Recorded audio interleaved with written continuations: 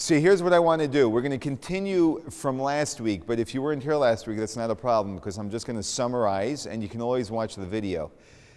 My objective is not to teach you anything that is profoundly new, but to hopefully talk about ideas that we can make relevant in our lives. That's very important because we can go to school and learn about all of the ideas in the world, but if we can't find a way to actually integrate them in our lives, then we're severely lacking, practically speaking. So there's a beautiful story, a classic Baal Shem Tov story. The Baal Shem Tov was the founder of the Hasidic movement. And the story goes that he was standing on his porch one morning with a bunch of his students, and he said, "Watch this." And trudging up the path was Chaikel. You know Chaikel? Chaikel, the water carrier. He was the water carrier in the Baal Shem Tov's town. And he's schlepping the two buckets, making sure it doesn't spill, and kvetching because the Jew always needs to kvetch. And so the Baal Shem Tov says, "Chaikel, good morning." "Good morning, Rabbi. How are you doing today, Chaikel?" "Oy vey, I can feel every bone in my body. 20 years ago, life was so much better. I was able to move up this hill. And the Jews, for some reason, they keep on moving higher and higher on this mountain. It's getting more and more difficult. I don't know how much longer I'm going to be able to keep this up, and then what's going to be with my livelihood? What's going to be? Life is so difficult." And so the Baal Shem Tov wishes him a good day, and he turns to his students and said, "You heard how Chaikel's day is going? It's not a good day, not a good day." Next morning, he takes his students out on the porch again because Chaikel's predictable. And Chaikel's walking up the path again, and he says, "Chaikel, good morning." "Good morning, Rabbi. So how's your day, Chaikel?" "Fantastic. Thank God I have the strength to walk up this path with water so I can continue to deliver and make a livelihood. And when I first started out, I didn't know how to balance this whole thing. But 20 years into the business, I'm fantastic at it. And thank God I have food to feed my family, and everything is great." And he continues walking. The Baal Shem Tov wishes him a good day, and he turns to his students and said, "You see, Chaikel's having a fantastic day today." And he told the students, "Look, yesterday and today is the exact same thing for Chaikel. It's the same thing. He's schlepping his buckets. The only difference is how Chaikel sees his day. It's his perspective. That is what changed everything." And the truth of the matter is that our perspective is really what changes an enormous amount, or perhaps we can say everything about our lives. And so when we were talking last week about illuminating our darkness, the first thing we always need to do is address what is my perspective on what's going on. If my perspective is a healthy one, a realistic one, then that's what my reality is going to be. If my perspective is an unhealthy one, an unrealistic one, then that's what my reality is going to be. It has a direct impact. Now, it's not always so easy to change our perspective, but I will tell you this. It's much easier for you to change your perspective before you find yourself in the darkness than once you're lost in it. And so hopefully whatever's going on in any one of our lives, it will serve us, if not for right now, it will serve us for the future if we make that choice to integrate this. We all know that when we want to plant, we do this, I do this with my children. They do it in school. The easiest, most magical project to do with children is to take a cup of dirt, plant a seed in it, and suddenly see it, watch it a few days later as it begins to blossom and grow. And we all know that when you plant the seed, what you're doing actually is sticking it into a deep reality of darkness. And not only is it darkness, it's disintegrating. It's actually corroding. It's going downhill instead of uphill. But suddenly, with time, it begins to blossom and grow. And we always have to remember, whatever it is that's going on in our lives, that there is always the potential of light in the darkness. This is what darkness is. God created the model of the world this way, that we go into dark, that God puts us in darkness. We don't put ourselves in darkness. We don't choose that. But when God gives that to us, we know that there is potential there for something to grow. Sometimes it takes longer. Sometimes we don't see it. Generations later see it. Sometimes we don't understand it, but we always have to know that there is some light there. So whatever we're going through, whether it's a challenge in a relationship, whether it's a challenge with our children, whether it's a challenge with our livelihood, we're just unhappy maybe. Whatever that darkness is, we have to know that there is potential there. The second we lose sight of that, there really isn't much hope. So that's darkness that's placed upon us. But there's also darkness that we put ourselves into. And that's because of choices that we make, because we have choices to make every single moment of our life. We all had a choice of whether we're going to be here this morning or not. We have a choice about how many bagels we're going to have afterwards, if any, right? We have a choice about what we're going to do once this is over. We have a choice about how much we're going to listen now, or get distracted by other things going on in our lives, right? We have choices all of the time. There isn't a moment that we don't have choices.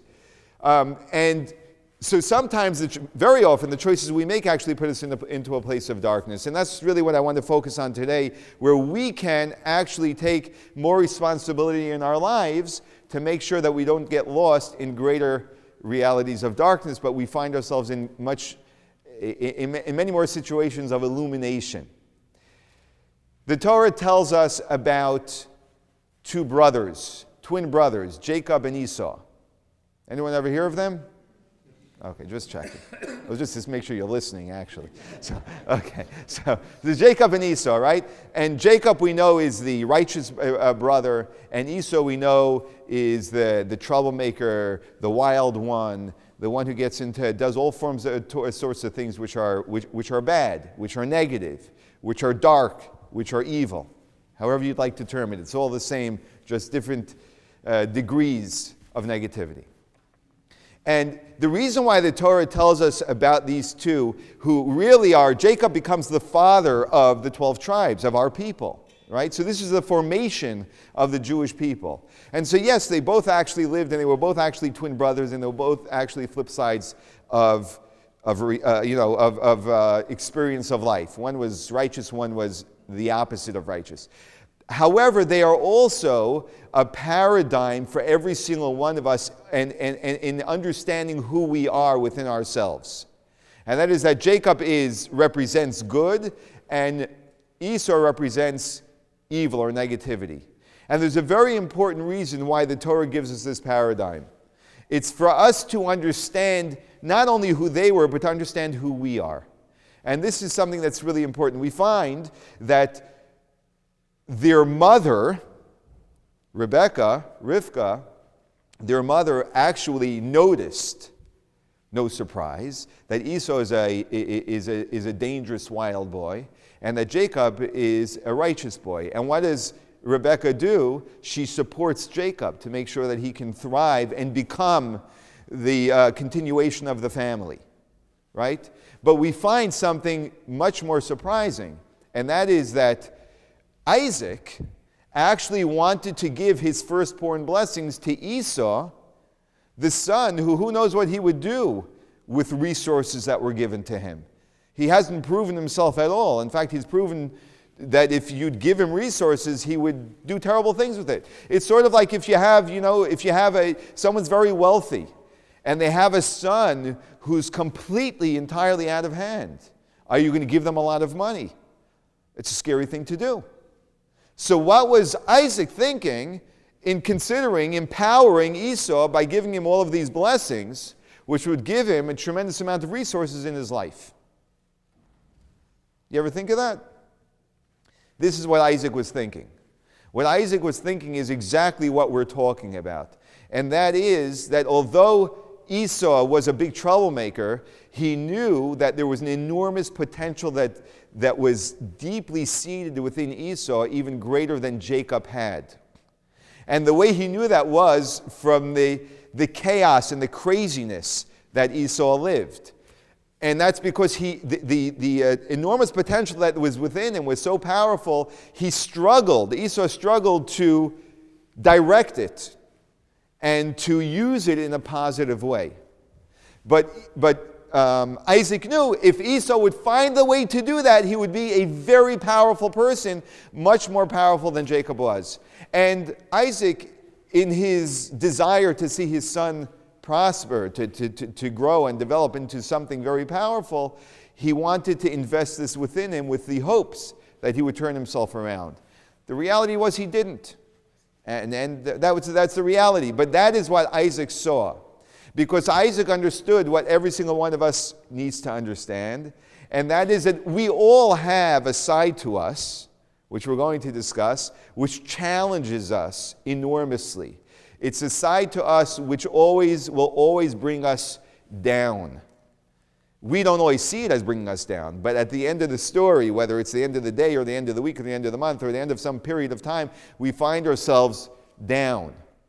And what we have to realize is that part of us that brings us in the wrong direction actually has an enormous amount of potential. But we have to go into that and be able to turn it around. And this is the main point that I want to bring out today, and that is that every one of us is made up of a body and a soul. The body is a self-oriented entity. The soul is a selfless or a God-oriented entity. Every single one of us has these two elements. The body will always choose on its own self. That's what it's going to choose. Without opposition or without anyone working with it, it's always going to choose self. The soul is always going to choose God. And so, what do we do about this conflict? There are different ways of dealing with this conflict. And we're going to discuss the different ways of dealing with the conflict and understand that ultimately what Isaac was trying to do with Esau is what we need to do with our bodies. That is actually what our objective needs to be. Some of you may have heard, the Talmud tells us a very interesting thing about every one of us. The Talmud tells us that when you were in your mother's womb, because I know every single one of you were, right? You were in your mother's womb, and as you were developing, what was developing in your mother's womb? Your body. That's what was developing. Your physical body was developing. And at that time, God also picks a soul, and that soul is placed with the body in the womb. And the Talmud tells us this beautiful thing. It tells us that when it's in the womb, it's taught the entire Torah. So your soul had this fantastic training of learning the whole Torah. If anyone tells you you're not a scholar, say, what are you talking about? Okay, I forgot some of it, but I'm a scholar. So you learned the entire Torah in the womb. And then what happens is, and this also isn't your fault that you forgot it, what happens is, right when the soul and the body merge together to become one, which is when you were born, you come out of the womb and you're born as your own independent self, the soul comes into the body. At that time, what happens is, as the Talmud says it, an angel comes and gives you a little flick under your nose, you know that little, you have over there? And you forget the entire Torah. Okay?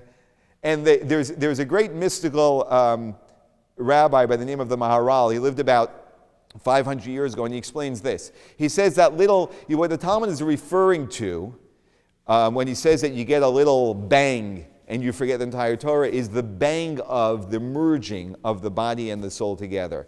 That when the soul gets this bang, this, no pun intended, earth-shattering bang, like, oh no, I am now a part of earthly beings. I am no longer this spiritual entity. At that moment, it sort of loses its ability to retain hold of this spirituality, of this godliness, and it forgets the entire Torah. That's exactly what happens. And so now we have this body and the soul.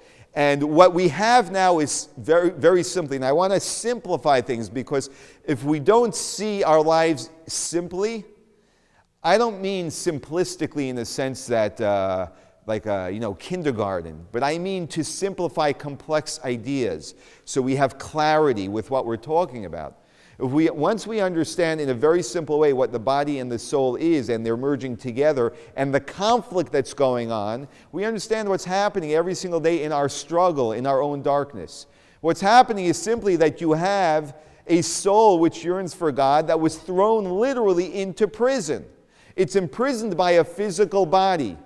And a body is a temporary entity. What do I mean by that? A body is a temporary entity because it was born. There was a point where it didn't exist. Your soul always existed. Your soul always will exist. It goes to heaven after life. The body is temporary, hopefully for 120 years in good health, right? And hopefully we take care of it so it can get that far, right? But it's temporary. And once we understand that, we understand all the body pursues because it is temporary is what? Temporary things. Your body will always pursue temporary things because that's what it knows for itself. That's what it is. It's temporary. The soul is always going to choose eternal things. Why? Simply because the soul is eternal. That's why the soul will always choose godly things. God is eternal. The soul is eternal. The body is temporary. It's always going to choose temporary things. Okay, it's going to choose the chocolate cake that you don't want, but you're eating anyway, because it gives you temporary pleasure, right? The soul is a much more long-term thinker. It will always take what we call the longer, shorter way. It'll take the longer way, which ends up being shorter, because it invests, it sees things long-term, eternity, long-term. The body doesn't care about that. The body wants a quick fix. That's why our society today thrives on that, on the quick fix. Just give it to me, I want it now. You know that even when we learn, I'm a teacher, so I'm conscious of these things. Even when we learn, we come into a class and I want to hear the solution, right? There is no solution that anyone can tell you that's going to fix your problems. The only solution is a long-term process of us working with ourselves. There is no quick fix. And so some people jump from, seminar to seminar to seminar to seminar. Who's going to give me that? Tell it to me. Don't give me the whole thing. Just tell it to me. There is no telling. Even if you hear the truth, it doesn't help. It's a process, right? That's soul. That's a soul viewpoint. That's an eternal viewpoint, a long-term viewpoint. Body viewpoint is, give me something that's going to satisfy me right now. And so in so many things we can find ourselves behaving this way in so many ways, and there are so many examples that we can use. Let's just say, I'm going to use some random examples. Let's say that we're sitting on our couch right after a long day of work and we're watching our favorite television show, okay? And our child comes in and they want us to get them something from the top shelf that they can't reach, right? And we become frustrated, right? We become frustrated. Why are we frustrated? We're frustrated because we are responding to the situation from a body perspective, not from a soul perspective. We're responding it from a temporary perspective of I'm being inconvenienced now, versus a soul perspective of what does my child need, how can I help my child? Who are we thinking about? I'm thinking about me and my personal convenience right now, as opposed to long-term powerful relationship and development of my own child. It's that simple. That's what's going on between the two. That's body and soul. And this is, the more we live from our body, the less possible it is for us to actually have true happiness, true meaning, true satisfaction in our lives. It's not possible for us to live temporarily, body, and have long-term satisfaction or meaning in our lives. But it's always a struggle, because we always want to make a choice which is temporary versus a choice which is eternal. And this is the struggle that every single one of us has. And if you find anything going on in your life, you can always attach it to body versus soul, temporary versus eternal, and see a complete difference in the choice that we're going to make, if it's coming from the body or if it's coming from our eternal self. Is this making sense? So there are two choices generally that people make when we have these conflicts going on in our life every day. One choice is, well, what do I do? There's one part of me that wants to seek the eternal, and there's one part of me that wants to seek the temporary. So there are two very easy solutions. Neither of them are the best of the two. One easy solution is I create a ghetto. Ghetto means I just go into my own little box and I live there and I cut myself off from the world. I become a guru, right? That's why many people, when they want to become spiritualists, they travel to India and they climb a mountain and they meditate for the next 20 years over there, right? Why? It's great. You separate yourself from reality. That's one way. I just jump into soul and I leave body. It's an approach. It's an approach of disengagement, and that's one way of dealing with it. Another way, which is the most popular way of dealing with it, is instead of becoming a spiritualist, what do? You become a materialist. Forget about it. I can't deal with all of this conflict that's going on with me all the time. Do the right thing, eat the right food, be ethical, be moral, etc., etc. I can't do this all the time. I'm going to be a materialist. And what we find ourselves doing is constantly pursuing things which are of self-fulfillment and never fulfilling. Why are they of self-fulfillment and never fulfilling? Simply because we are fulfilling ourselves with temporary things which are body-oriented, which are temporary, and therefore we are never fulfilled. So one cup of soda demands another cup of soda. One spoon of ice cream demands another spoon of ice cream. One shopping binge demands another shopping binge. One new car demands another new car. That's the fantastic thing about leasing, because you can just every 2 years you upgrade, So you continue feeding that, right? As opposed to actually dealing. So we can become a spiritualist, we can become a materialist. But what we really need to do is do what Isaac wanted to do with Esau. And that is to discover that the body is not inherently a bad thing. The body just by nature is going to pursue the temporary. But the body actually is an enormous tool. Because after all, what can the soul accomplish without a body? It's like, what can a head accomplish without legs? Right? You obviously can still accomplish plenty. But the legs may be, your feet you may say are like the most base part of a body. Right? They're not sophisticated at all. The brain is phenomenally sophisticated, but at the same time, you need the feet to get you places in order to fulfill those things that the head wants to do. A soul is a very powerful, idealistic, selfless-oriented, eternal-oriented energy, but it also needs tools in order to be able to accomplish what it wants to accomplish.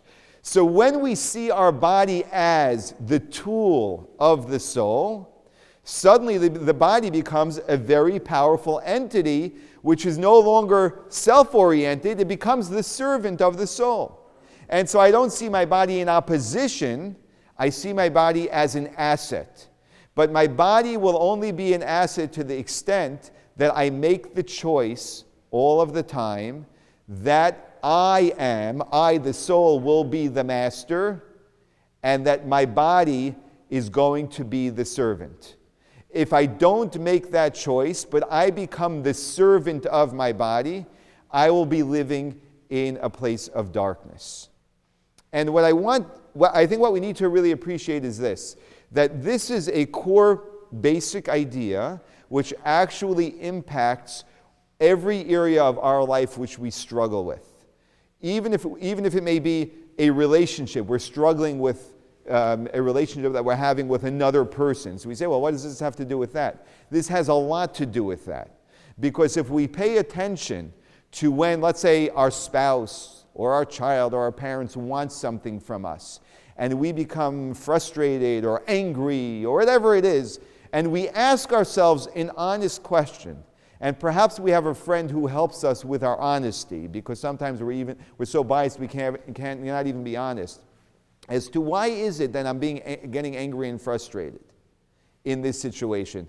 Why am I not happy to do for my parent who wants something to mind? Yes, they may be a nudnik. Yes, they may call me too much. Yes, they may be always trying to control my life and all of that, right? But what is it that's actually stopping me from being there for them? Is it because I'm thinking about myself? Am I thinking about myself, or am I thinking about them? Am I thinking inward body, or am I thinking outward soul? Which one is it? And it's a very simple question that we can ask ourselves in almost any situation.